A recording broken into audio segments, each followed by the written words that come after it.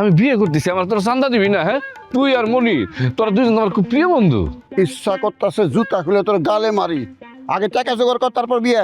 আমি যদি অর্থ করি জোগাড় করে নূরজাহানের বিয়ে করতে যাই না, তাহলে নূরজাহানের যদি অন্য জায়গায় বিয়ে হয়ে যায় তখন কি করবো? হ্যাঁ, 1 সপ্তাহ সময় দিচ্ছে নূরজাহান আমার, এই 1 সপ্তাহের ভিতরে নূরজাহানের বিবাহ করতে হবে। আর 1 সপ্তাহের ভিতরে যদি তারা আমি বিবাহ না করি, তাহলে নাকি সে অন্য জায়গায় বিয়ে করে ফেলবে। বন্ধু, আমি তো নূরজাহানের ছাড়া বাঁচবো না। তুই বড় বড় চান্দার ব্যবস্থা কর, বুঝছ না? বন্ধুর জন্য তো বন্ধু কত কিছু করে, জীবন পর্যন্ত দিয়ে দেয়। আমি বুঝবার পারতাছি না, এরকম একটা বাদাম্মা পোলারে নূরজাহানের মতো একটা মেয়ে, একটা স্মার্ট মেয়ে, একটা বড় লোকের মেয়ে কে পছন্দ করবো? আমার কি মনে হয় জানস, নূরজাহান তোরে ভালোবাসে না, নূরজাহান তোরে পছন্দও করে না।